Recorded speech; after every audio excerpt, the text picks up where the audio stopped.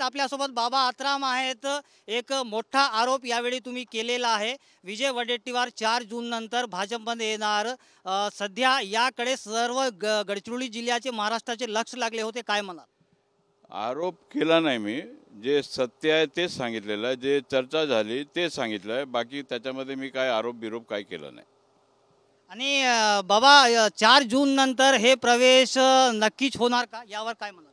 नाही, आता ते पहिले सांगितलं 4 जूनच्या नंतर। आता तुम्ही इतकं घाई कशाला करता? आता हे एप्रिल, त्याच्यानंतर मे, त्याच्यानंतर जून, जूनच्या नंतर तुम्ही वेट अँड वॉच।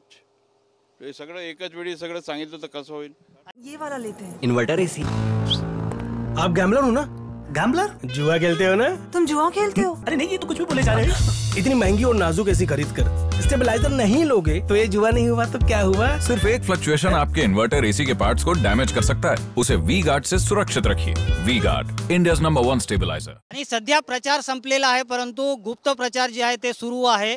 तर तुम्ही कुठे कुठे कुठे भेट देणार, का परिस्थिती आहे सध्या? प्रचाराबद्दल मला काय बोलायचं नाही। असं सगळं संपलेलं आहे विषय प्रचाराचा। आम्ही काय बोलू शकत नाही आता।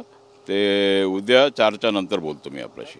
आपण बघू शकतो की आत्राम यांनी सर्वात आधी TV9 ला प्रतिक्रिया दिलेली आहे आणि एक राजकीय रणधुमाळीमध्ये आत्राम यांनी प्रतिक्रिया दिली की 4 जून नंतर विजय वडेट्टीवार भाजप पक्षात दिसेल।